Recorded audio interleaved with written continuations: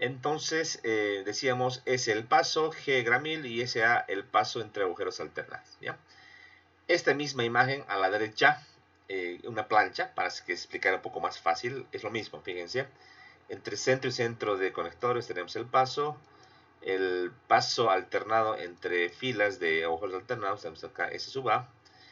El gramil, la distancia perpendicular a la fuerza, fíjense, entre, por ejemplo, este hueco con este hueco, por más que sea alternado o no, no importa, eso sería G. Si quieres también entre este hueco y este hueco, aquí también tenemos otro valor de G, también es la distancia llamada gramil, ¿ya? Pero aparte, en esta imagen vamos a aprovechar de esquematizar dos distancias más. La distancia D, ¿se fija? La distancia D es la distancia más corta que existe entre centros de huecos. Claro, si tengo agujeros alternados, lo que pasa es que puedo medir de manera diagonal entre el centro del hueco de la izquierda y el centro del hueco de la derecha, la distancia D. Si no hubiese agujeros alternados, todo fuese vertical, este D no habría, y solo habría el gramil, ¿ya? Es una distancia más. Y por último, tomando en cuenta ahora en los bordes del material, entre el perno de borde, que está más pegado a un borde, en este caso horizontal a la fuerza, y el borde mismo, vamos a definir la distancia L sub E.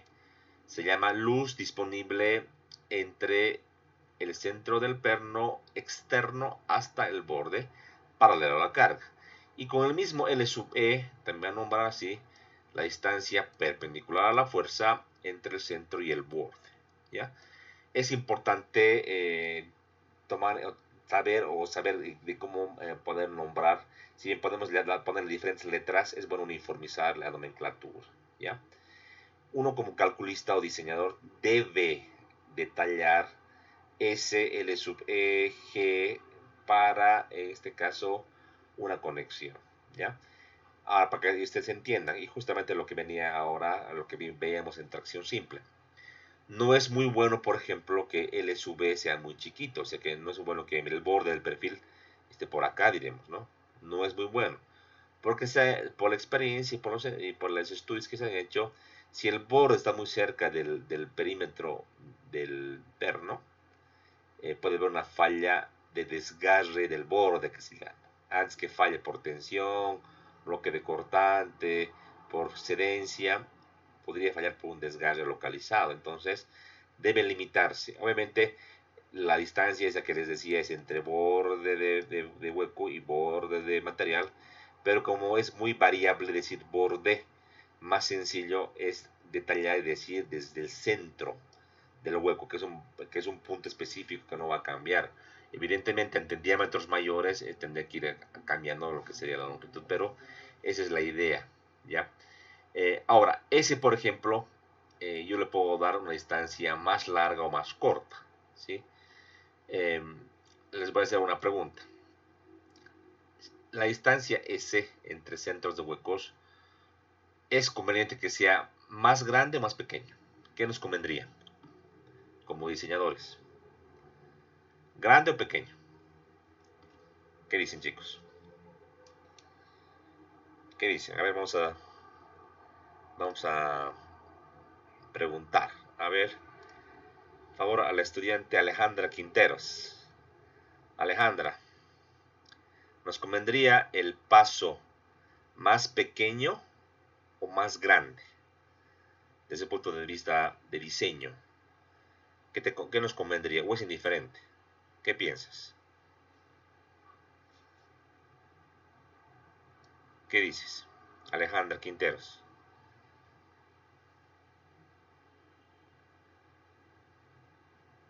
Creo que estamos sin audio. A ver, universitario. A ver, Dylan David Carrasco, ¿no? Dylan. Sí, aquí estoy. Ya. Mm, ¿Qué yo creo piensas? que es indiferente, Inge. Ya. ¿Por qué crees que es indiferente?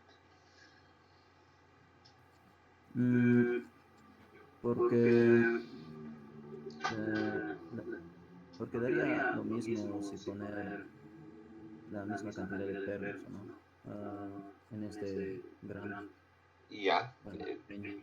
tu punto lo entiendo muy bien, tu punto está bien. Dices, mira, ingeniero, LE ya te entiende por la falla de borde, ¿no? Ya. Ahora ese, si le pongo un menso más, es indiferente porque el número de pernos es lo mismo, dice su compañero, ¿no? No es tan así. Si ese es muy chiquitito, este falla que viene por desgarre, que es más o menos tiene este patrón ¿sí? de desgarre, acá entre borde y borde de conector viene la que es la falla por aplastamiento, que ustedes ya han visto en resistencia de material. O sea, si ese es muy chiquitito, falla por aplastamiento, ¿no? Entonces, el número de pernos va a aumentar. ¿Ya? Ahora, si ese le pongo bien grande, no nos va a convenir, pues. ¿Por qué? Hay que pensar en todo, pues, ¿no? Vamos a irnos a esta imagen. Creo que con esta imagen va a ser bien explicativo, ¿no? A ver, aquí. Supongamos que el ingeniero que ha hecho el diseño de esta unión, digamos que aquí entre centro y centro tenemos constante, digamos que 3 pulgadas, ¿ya? Que él ha puesto. Ahora, si él pone 6 pulgadas, ¿qué va a pasar?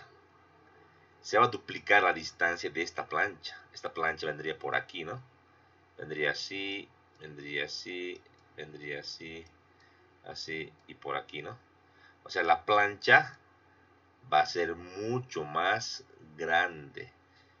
Y esta plancha, porque es un puente, ¿no? Yo le veo, por lo menos, el espesor de esta plancha debe ser casi una pulgada. Es una terrible plancha que cuesta muy, muy caro. Encarece y hace más pesada la estructura. Y acorta la longitud del miembro, además, ¿no? O sea que estamos perdiendo mucho en el traslape y gastando sobre todo en plancha. Entonces, por tema económico, siempre es mejor achicar lo más posible la separación entre elementos, siempre, ¿ya? Tiene que verse de esa manera. Entonces, ya con esa explicación que les he hecho, más genérica, eh, buscamos siempre tener el S más pequeñito posible, también LE, pero cumpliendo distancias mínimas para evitar el desgaste y el aplastamiento, ¿no? Obviamente también se lo puede calcular el número de pernos para tener eso, ¿no? Por experiencia la norma nos da un valor de LE mínimo y un valor de S mínimo entre centro y centro, que la norma más de decirnos que es por el aplastamiento, porque eso lo puede poner más pernos y se cumple, desde un punto de vista práctico. ¿Por qué? Porque para poder construir, puedes vos pensar, o hacemos con llave calibrada de impacto, o hacemos con una llave común silvestre. Aquí el trabajador está colocando el perno y va a gastar su llave. Aquí están sus llaves, fíjense, están sus llaves, ¿no? De mano. Y si está muy cerquita un perno del otro, va a ser muy difícil hacer el empernado. O sea, se va a complicar mucho. Y tiempo es dinero. Entonces, la distancia mínima que nos da la norma es para permitir que el trabajador pueda hacer el atornillado correspondiente. Más o menos son 3 veces el diámetro del perno, la distancia mínima, para que él pueda atornillar con una llave común y corriente. Ya, eso ya les anticipo. Entonces ya tenemos distancias mínimas. En lo posible hemos dicho, no es bueno darle mucho. Ahora, si alguien quiere asegurarse y darle más distancia, lo puede hacer tanto para LE y para S, como también para G, le puede dar más. El problema es que si S es muy grande, eh, nótese que la unión, no es, esto es como acá está esquemáticamente hecho, ¿no? La unión es entre plancha y plancha, digamos que esta plancha es la placa de unión, aquí tenemos un perfil que viene por este sector, aquí otro, ¿no? Aquí la parte, digamos, de abajo del perfil. Entonces, la idea es que esté en contacto continuo el perfil con esta plaquita, ¿no?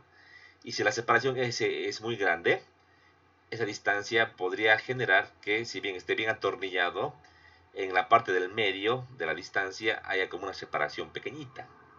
Y por ahí puede entrar lo que sería pues humedad, polvo, tierra, y eso va a comenzar a formar como una suerte de corrosión en ese sector.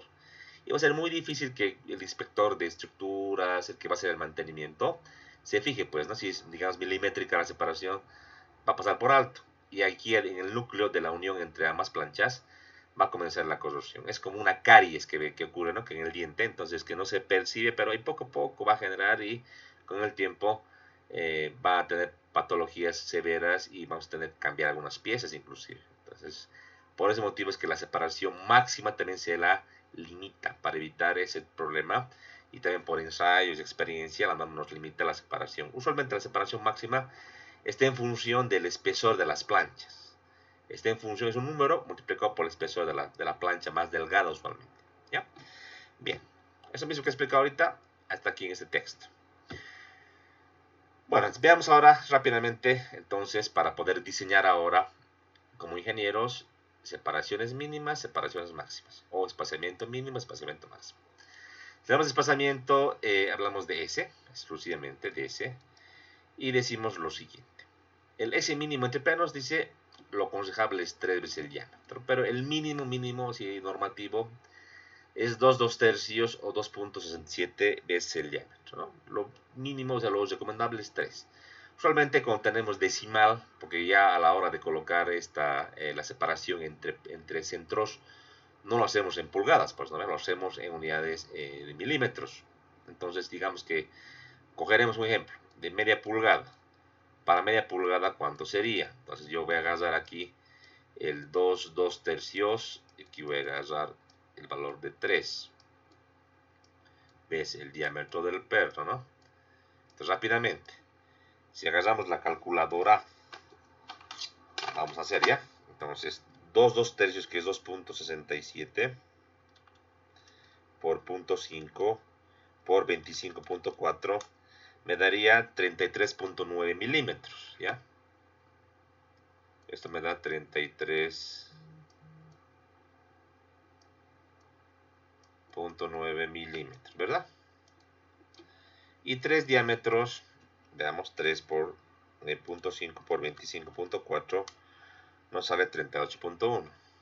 38.1. Entonces puedes elegir y colocar, pues, 34, 35, 38 si quieres, 39, ¿no? Eso siempre redondeando, pero son los mínimos. Ojo, ya en el cálculo, si por aplastamiento estamos fallando, podríamos aumentar la distancia. El mínimo, ese es el mínimo, ¿ya? Usualmente buscamos el mínimo para fines prácticos. Vámonos a la separación mínima al borde, el valor de L sub E, ¿se acuerdan? Al borde. El L sub E de borde, déjeme, mi punterito se me ha perdido, no sé por qué. Ahora sí. El L sub E mínimo está en la tabla J34, ¿sí?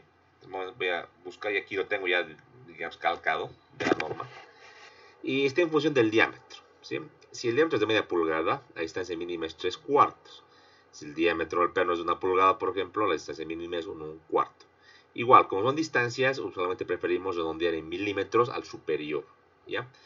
La tabla J35 es para agujeros con sobretamaño o agujeros ranura corta o ranura larga, ¿ya? En este caso, esto es para agujeros estándar, ¿sí? Si tengo, por ejemplo, un sobretamaño para diámetros, en este caso, menor 7 de pulgada, al diámetro que tenía acá le debo sumar, dice, un 16 de pulgada para el caso de sobretamaño.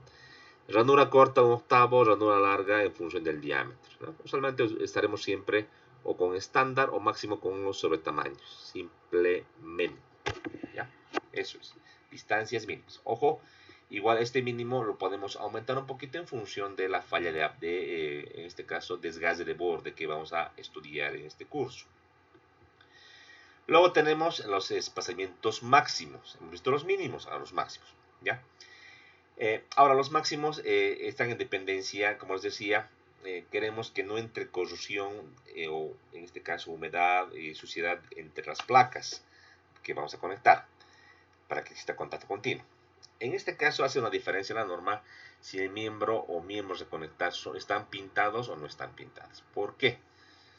Porque si están pintados hay más posibilidad de que exista un espacio. De que no existe espacio, de que el miembro no se corroa. La pintura que se le coloca a los perfiles, que puede ser pintura verde, pintura roja, pintura negra, la más común es la medio color plomo oscuro, la que usamos más en Bolivia, es una pintura anticorrosiva que protege a los perfiles del medio ambiente. ¿Ya? Cuesta un poquito caro, pero es lo que se tendría que hacer para estructuras sobre todo expuestas. Estos mismos pintados tienen esa ventaja y por ese motivo la norma nos permite hasta 24 veces el espesor de la parte más delgada conectada, o 12 pulgadas, el que sea menor de los dos. Ejemplo, si el espesor de mis planchas que voy a unir, supongamos que tengo dos planchas que voy a unir, una que está por acá y otra que está más por acá, una más grande que está por debajo. Si esta plancha, digamos que es de media pulgada de espesor por 6 de ancho, y esta plancha es de media pulgada de espesor por 3 de ancho, así como se ve en la gráfica, entonces el espesor menor de ambas es el media pulgada, ¿no ven? Es común en los dos. Media pulgada por 24, ¿cuánto sería? Medio por 24, justo me da los 12 pulgadas, que es igual a con los 12, entonces elijo 12 pulgadas, ¿no? Que se le puede convertir a 300 milímetros. Es la separación máxima. Más no puedo separar. Ahora, miembros no pintados, que no es lo recomendable, sin protección anticorrosiva, se limita a 14 veces el espesor de la parte más delgada o 7 pulgadas. Es lo que dice la norma. ¿Ya? Bien. Ahora, en el borde, separación máxima al borde, el LE máximo, tal vez sería bueno escribirlo así. Este se refiere al S máximo, ¿sí? O también al G máximo. Aquí la separación mínima, por si acaso, también se refiere a S mínimo también, pero esto se refiere a G mínimo, ambos. ¿Por qué? Porque al atornillar, o es la parte horizontal o vertical la que te puede estorbar a la hora de conectar, ¿verdad? Entonces el mínimo para cualquier distancia entre pernos. Y la separación mínima al borde sería el L sub E mínimo, así le voy a llamar. Y ahora nos tocaría ver exactamente L sub E máximo, ¿verdad? La distancia al borde máxima para la norma es 12 veces el espesor del miembro conectado, 12 veces. Y no debe exceder 6 pulgadas, ¿sí? Entonces, al igual, muy parecido a la separación para miembros no pintados, ¿se acuerdan que era 14? Aquí es 12 y 6, un poquito más crítico, más pequeño, ¿ya? Perfecto. Ahora, una última recomendación en cuanto a las separaciones. Las llamadas conexiones largas, que para la norma AICC son conexiones de más de 50 pulgadas, no es tan común. Hablemos, por ejemplo, de puentes grandes. 50 pulgadas más o menos son 1,25 m.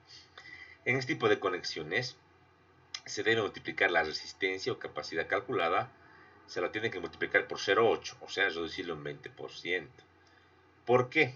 Porque al tener tanta conexión, tanto conector, realmente el comportamiento de la conexión se hace muy complejo y no es nomás sumarle, decir por ejemplo, si tengo una fila con 1, 2, 3, 4, 5, no sé, pues hasta aquí, digamos que sea el perno número 100, póngale así, del 1 al 100, decir voy a sumar, en este caso la resistencia total de la conexión será la sumatoria del perno 1 hasta el perno 100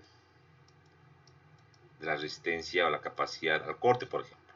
No, esto no se puede hacer en conexiones de más de 50 pulgadas. Hay que multiplicarle por 0,80, o sea, bajar el 20%, porque el comportamiento no es tan lineal.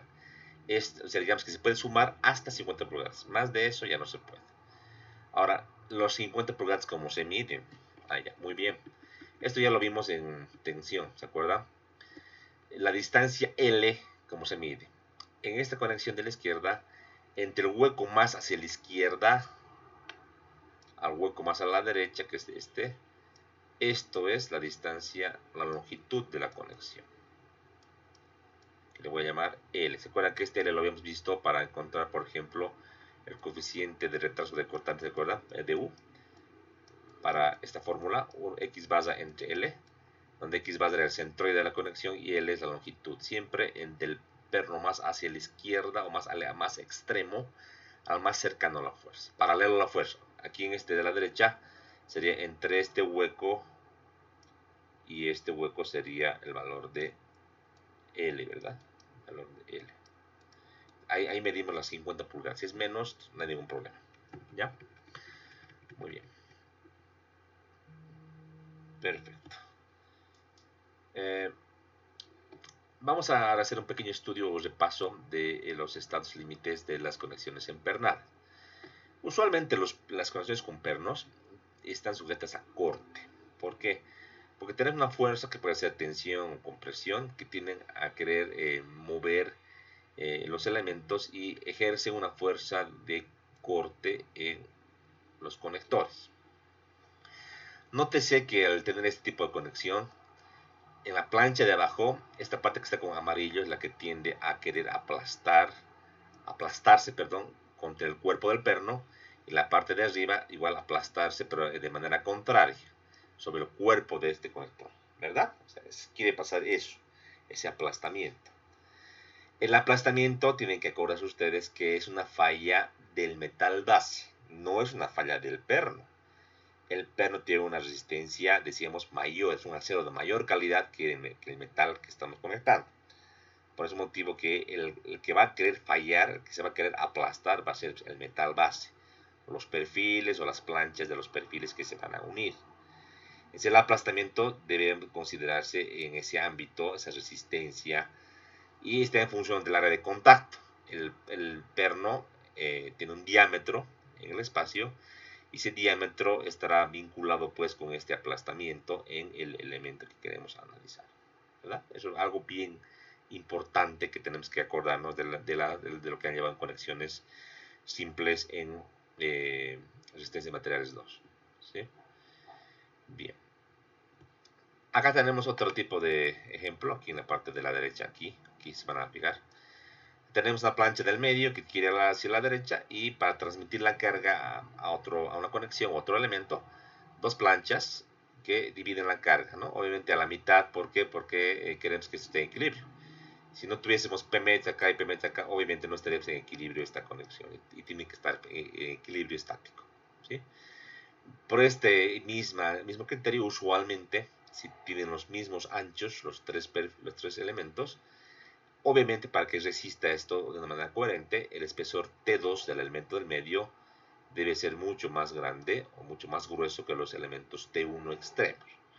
Ahora, ¿por qué T1, T1? ¿No puede ser diferente? Puede ser diferente, pero sería ilógico porque las cargas son iguales, ¿no? Entonces no sería coherente que yo le dé un T1, digamos, de media pulgada, y aquí el T1 de abajo le dé de 3/4. O sea, hay que ser coherentes, simétricos.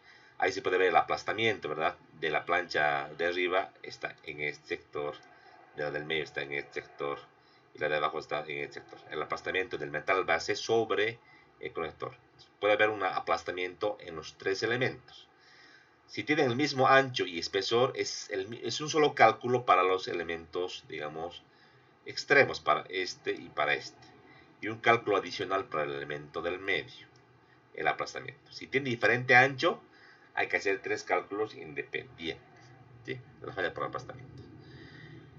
En ese tipo de conectores, o tipo de conexión tipo aplastamiento que se le llama así, ¿qué hay que verificar? El aplastamiento que hay entre el perno y las planchas, ese desgarre que podría haber en los bordes de los elementos, y la falla por cortante que puede haber obviamente en el perno, que puede existir. Usualmente son los estados límites que se van a verificar en el ámbito de la conexión.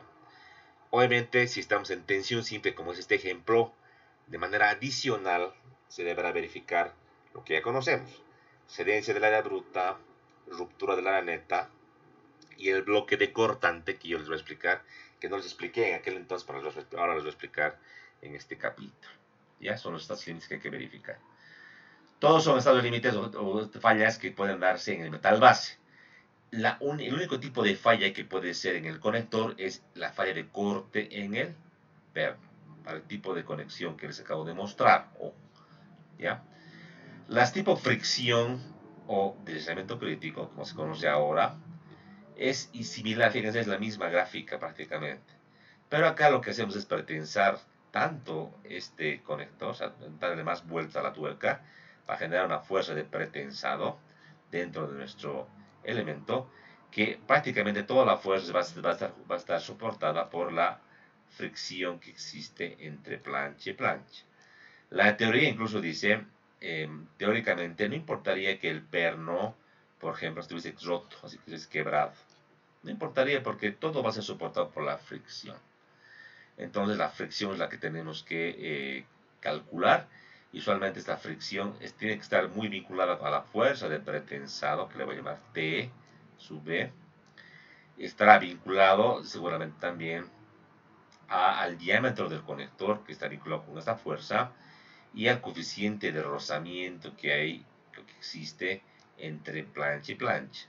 Si bien es acero, no es lo mismo conectar un miembro pintado que tiene menos rugosidad, o una plancha original de fábrica, o una plancha tratada que se la puede tratar para generarle más rugosidad a través de procedimientos como el arenado, una máquina que se llama arenadora. Se le puede generar más rugosidad y por tanto mayor coeficiente de rozamiento.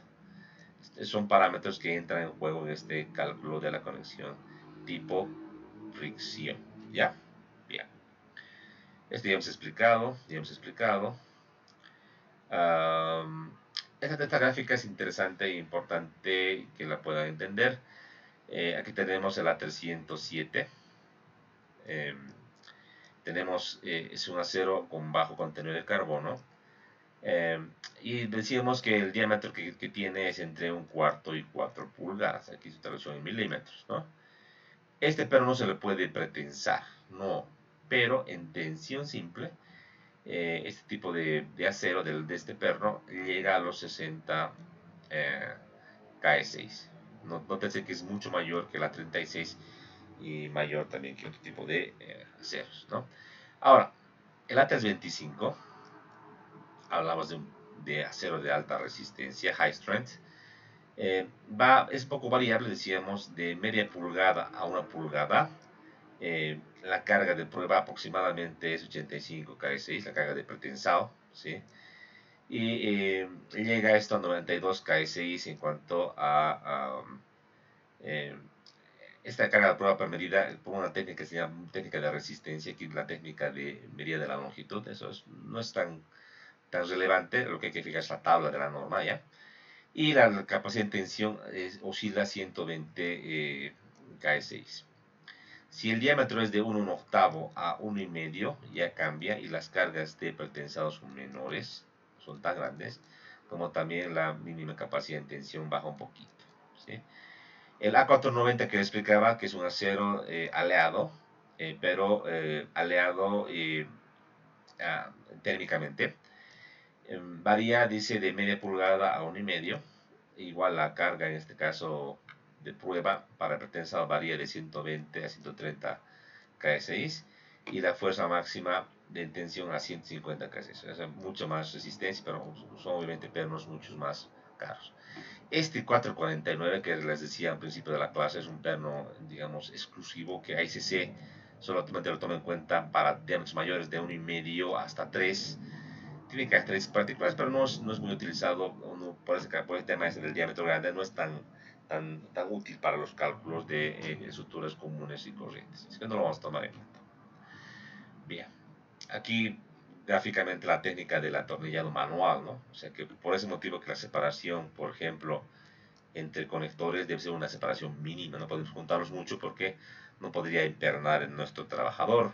Ahí tenemos la llave de impacto calibrada, con lo cual se puede hacer de manera automática. Obviamente se puede llegar a pretensar más fácil con este tipo de llave que con la llave manual, es algo claro. Fíjense, para conexiones trabajadas, en este caso en una obra, ahí tenemos esta llavecita y tenemos un extremo que está sujetado por uno de los trabajadores, ¿no? Para asegurar que no resbalen, no se muevan los elementos. Aquí tenemos también el trabajo mismo en ese puente que les mostraba inicialmente.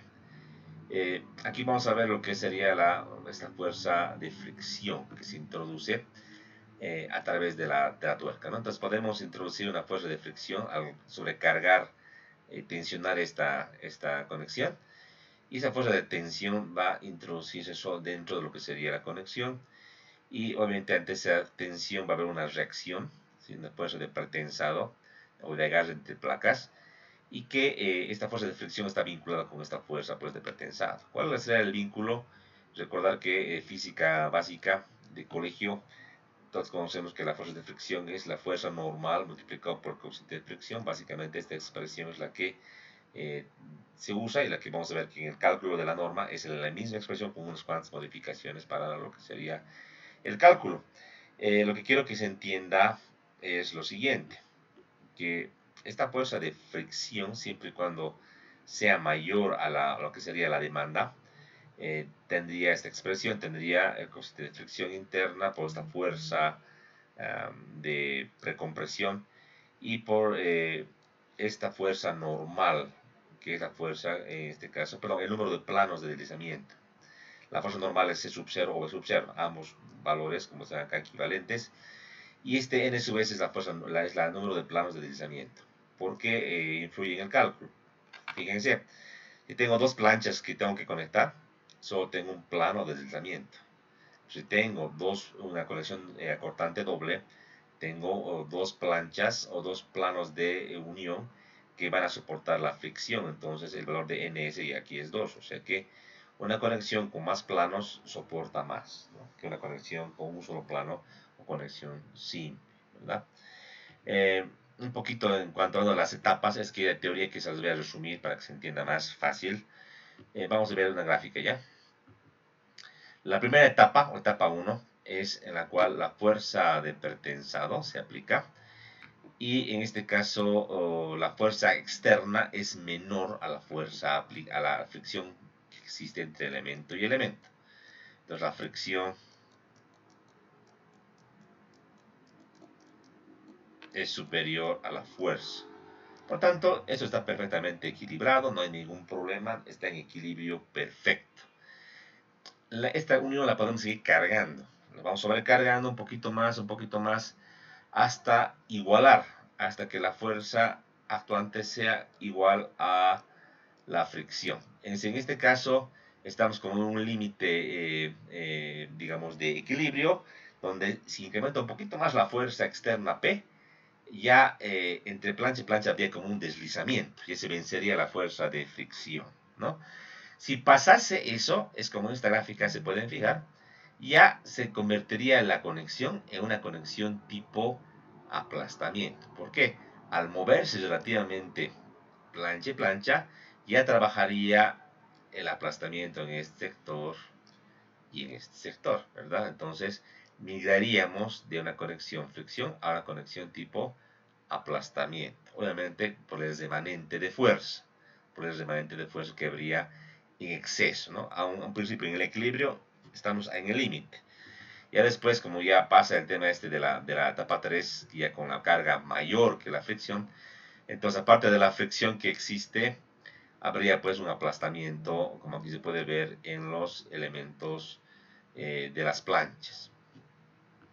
Gráficamente se lo tiene que ver y se lo ha medido experimentalmente. Se ha medido la carga P desde 0 hasta el valor de la falla de la unión y se han medido las deformaciones. Se ha hecho una curva fuerza-deformación. ¿Ya? Se ve que un principio es lineal, totalmente lineal hasta llegar a la etapa número 1. Todo esto decíamos cuando la carga es menor que la fuerza. Se llama etapa de transferencia por fricción. Luego de eso viene hasta la etapa número 2, donde tenemos ya justamente el límite cuando la fuerza P es casi igual, decíamos, a F. En este caso, fíjense cómo hay aquí un cocimiento. Este cocimiento es justamente ese desplazamiento repentino que se da cuando ya estamos en el límite y ya se va convirtiendo en la conexión de tipo aplastamiento.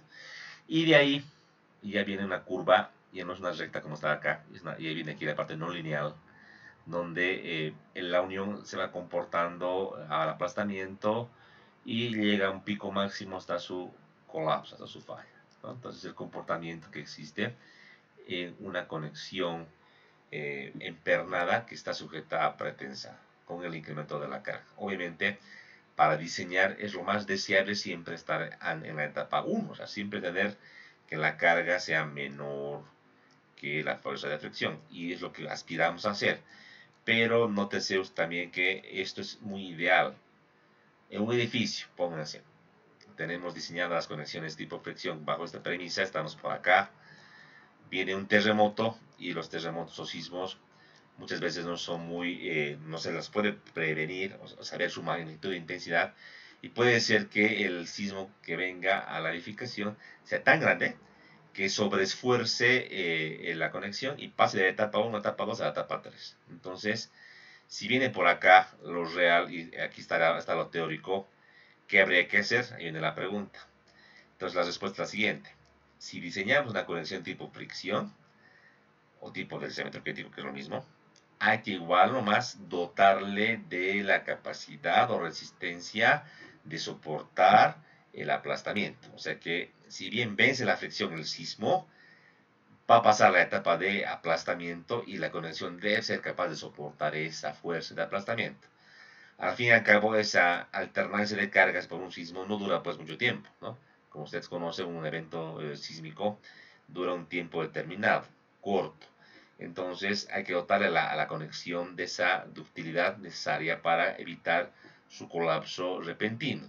Entonces, en otras palabras, las conexiones tipo fricción se las diseña para la ecuación de flexión, pero también adicionalmente hay que dotarle de capacidad para aplastamiento, para desgarre, para ruptura radialmente efectiva, para cedencia y para bloque de cortante. Que todos estos límites que vamos a ver en aplastamiento también se los tiene que ver de manera adicional a las fallas tipo fricción, porque tenemos que tener esa responsabilidad de dotarle a la unión de ese extra o plus de resistencia. ¿Ya? Eso es algo muy, pero muy importante. Usualmente en las conexiones tipo fricción, la fricción es el estado límite más crítico, es lo que menos aguanta la unión, pero el número de pernos adicionalmente tiene que ser verificado para soportar el aplastamiento y los demás estados límites de una conexión. ¿Sí? Eso tiene que quedar muy, muy claro. Bien. Entonces, de manera general, ya con toda la teoría explicada muy a detalle, dos tipos de fallas en general en los empernados: falla del sujetador y falla de las partes conectadas, que hemos llamado hoy día metal base, y aquí sería la falla del perno o tornillo. ¿Ya? El perno o tornillo solamente falla en cortante o en tracción, y las partes conectadas tenemos cedencia, ruptura, bloque de cortante, aplastamiento, desgarre y fricción. ¿Sí? Bien, aquí tenemos unas imágenes que quieren mostrarnos eso justamente, ¿no? Tenemos una conexión sencilla, traslape, y tenemos distintos tipos de falla. Aquí tenemos, por ejemplo, la ruptura de la araneta. Entonces ya conocemos cómo se calcula el comportamiento, todo aquello. Tenemos la cedencia que se da en el miembro, se da en la conexión. Tenemos la falla por desgarre, que tiende a incrustar, o si quieres, ovalar el hueco. La falla, perdón, es la por aplastamiento. La de desgarre, decíamos, del borde, que tiende a romper el borde. No es así como se muestra acá. Realmente la falla por aplastamiento es, por desgarre, es esta que les voy a mostrar.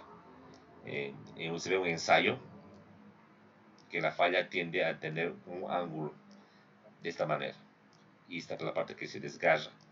Matemáticamente, para los cálculos, esta inclinación se la suele uniformizar de manera horizontal, y la distancia inclinada entra en la fórmula con un coeficiente, por si acaso ya les anticipo.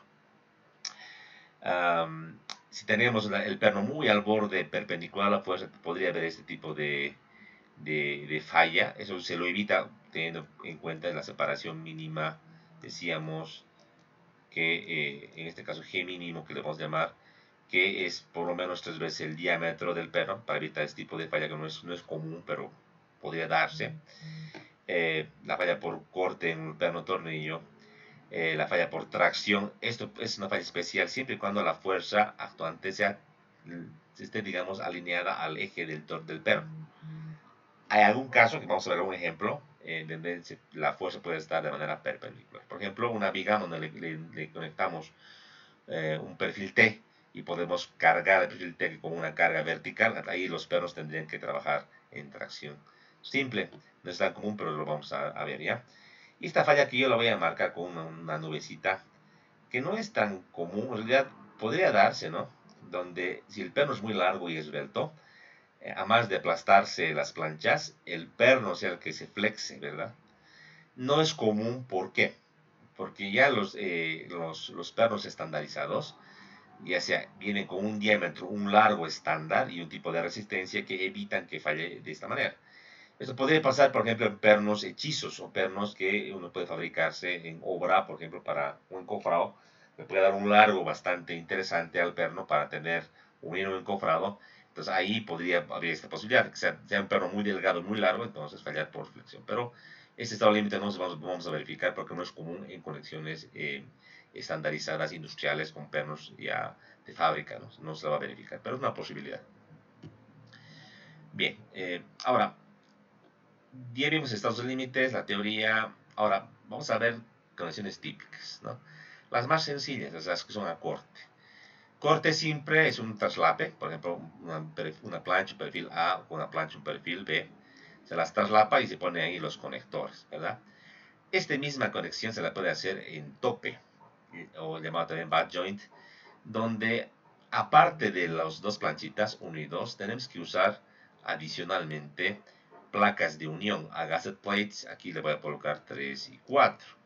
O sea, yo podría hacer el traslape simple, pero por algún motivo estoy necesitando hacer una conexión tope. Entonces aquí tengo que gastar en 2 placas adicionales, pero la ventaja es la siguiente, que los pernos van a trabajar a cortante doble. O sea, aquí una sección de corte, aquí 1, sección 2. A diferencia que acá tenemos solamente una sección de corte o deslizamiento. Entonces hay una ventaja ahí en cuanto a la capacidad de los conectores, ¿verdad?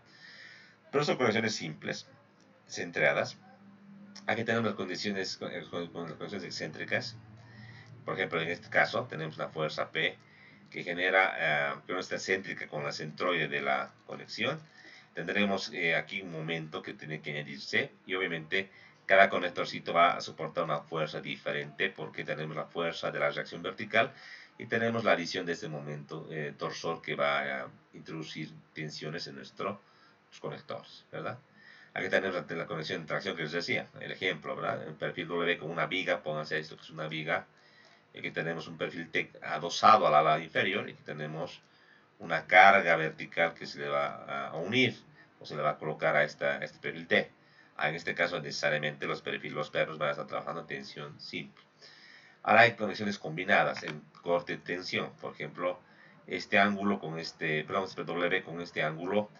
Fíjense, aquí tiene una fuerza P en el extremo, entonces va a querer girar y va a querer jalar a su vez a estos pernos. Este estado límite es distinto a este, fíjense.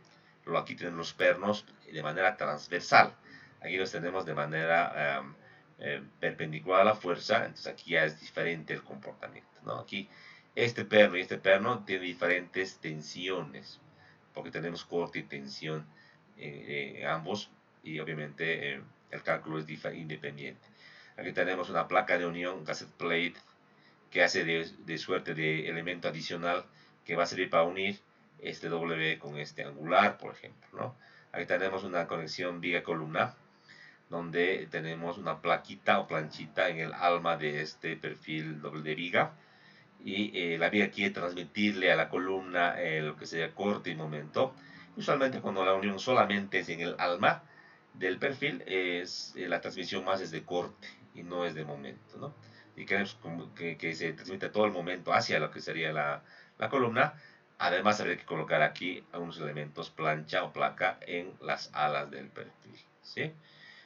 Hay también tipologías específicas, hablábamos de las conexiones precalificadas, las conexiones end plate que se llaman así, que son típicas y que utilizan soldadura y conectores específicos, ¿no? Eso vamos a ver en un ejemplo al final de nuestro capítulo de conexiones, ¿no? En la parte posterior a lo que veamos ahora. En cuanto a las conexiones ahora de cortante simple, que son esta y esta, hay que distinguir algo que va a servir para los cálculos. Nótese que aquí en esta imagen de arriba, la rosca viene hasta por acá, hasta ahí. Entonces el plano de corte no pasa por la zona de rosca. Se llama conexión a corte con la rosca excluida del área de corte. En inglés, treat outside. Y para reconocer esto se le pone la letra X. Por ejemplo, aquí se le dice, tiene conectores A325. ¿Qué te parece así? Y se le pone un guioncito. Guión X. Si es guión X, yo ya sé que la rosca está por fuera del área de corte. Ahora, el caso de abajo, el perno es más cortito o por ahí los espesores de las placas son mayores y la rosca sobrepasa lo que sería el plano de corte. Aquí la rosca está incluida en el área de corte. Ejemplo, un pernito a 325 con la rosca incluida en el área de corte, included, ¿no? ¿Cuál es la diferencia? Es que cuando tenemos rosca, la capacidad es menor al cortante en el perno. En tracción no hay diferencia. En cortante es la diferencia. ¿Sí? El ATES 25N resiste menos que el ATES 25X, siendo el mismo perno, etc. ¿Ya? Entonces, usualmente para el diseño, lo que yo hago, siempre considero ATES 25N. ¿Por qué? Yo puedo detallar en mi plano, en mi cálculo, que sea X, pero yo no voy a participar de la construcción. Ahí el constructor puede o no va a hacerme caso, o puede ir a comprar los pernos y no encuentra pernos del largo suficiente, etcétera. Entonces es un riesgo para el cálculo, el calculista, tomar en cuenta una mayor capacidad. Entonces, por tema de seguridad, siempre usamos el A325N, ¿ya? A no ser que en el examen o en la práctica yo les diga usen este, ¿no? Pero les digo, para diseñar, para trabajar mejor es siempre tomar en cuenta la rosca, en este caso incluida en el área de corte, por esa ambigüedad o falta de información que tenemos de la parte constructiva. ¿Sí? Muy bien. Aquí tenemos algunas vistas más interesantes. Aquí lo que les decía, la falla por desgazamiento. Fíjense, es tal como les indicaba, una falla así inclinada, tal como está aquí. La falla por corte del perno, la falla por aplastamiento. Este tipo de falla de aplastamiento del mismo perno, que no es común, como les digo, esto no ocurre porque el metal del perno es superior al metal de la plancha, entonces el que debería aplastarse es la plancha, no el perno. Esta falla por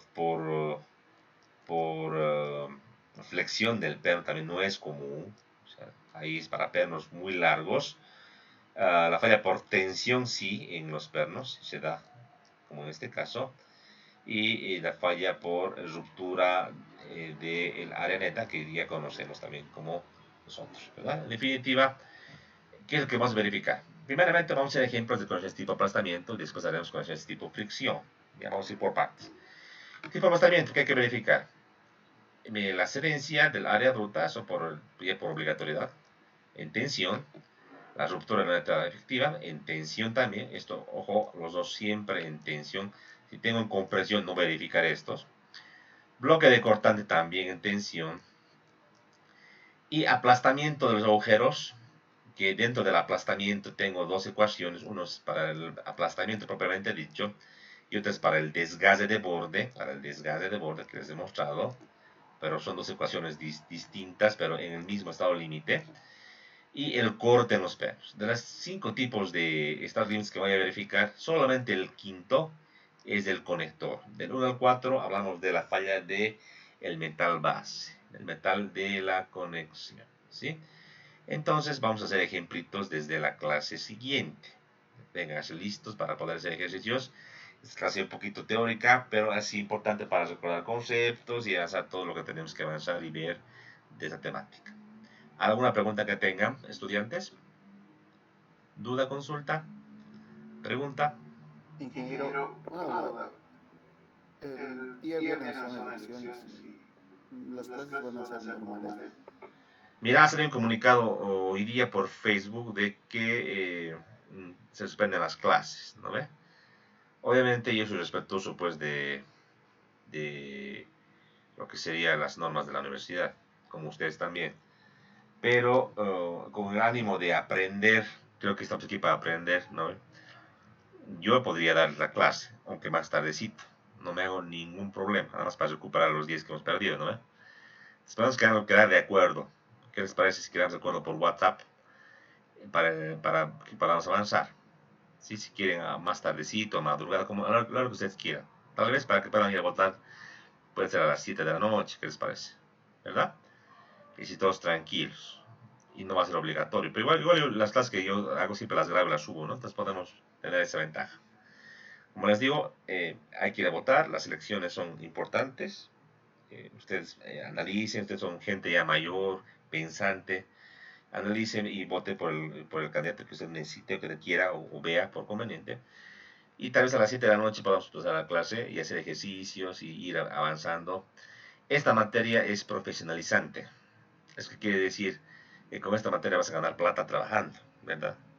No puedes comparar esta materia, por ejemplo, con digamos, cálculo 3, digamos. Esa materia es más teórica, hay ejercicios, pero son de apoyo a otras materias. Esta materia es para trabajar, entonces yo creo que si avanzamos más, tenemos más práctica y más ejercicios, es mejor para ustedes, ¿no? Para que puedan estar más preparados para poder trabajar. Creo que sería lo ideal.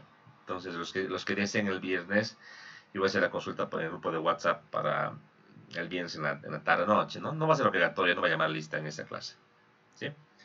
Pero gracias por preguntar, Álvaro. Muy bien, entonces la grabación yo la subo. Yo les recomendaría el libro de Segui, está excelente en esta parte de conexiones. Ya pueden ver algunos ejercicios, hay gente que ya es repitente, que ya conoce el tema de hacerse planillas, ¿no? Para entender los estados límites, ya ustedes conocen bien silencio, estructura, bloque de cortante, yo voy a explicar. Aplastamiento, ya la base que llevan ustedes en mecánica de materiales va a servir para poder aumentarle el tema de desgarre y explicar un poquito mejor. Y cortan los planos también han visto ustedes en mecánica de materiales, solamente que vamos a ver ahora ya con norma en cuanto a la metodología LRF, ¿sí? Muy bien, entonces quedamos aquí. Les agradezco mucho, estudiantes, gracias por su participación. Hay una práctica que el estudiante va a evaluar junto conmigo, entonces es importante que lo trabajen. Nos vemos el día viernes, pues, previa coordinación que tengamos por WhatsApp, ¿sí? Muchísimas gracias, muy buenas tardes. Ingeniero, un favorcito. Sí, Elías. ¿Podrían agregar el grupo de WhatsApp, por favor? Me salí por error al cambiar de chip. Y ya, ¿me escribes? Ahora te añado, por favor. Me escribes y te añado. ¿Sí? Inbox, por favor. Está bien, gracias. ¿De qué? Pues muy buenas tardes, muy buenas. Hasta luego. Gracias, chicos.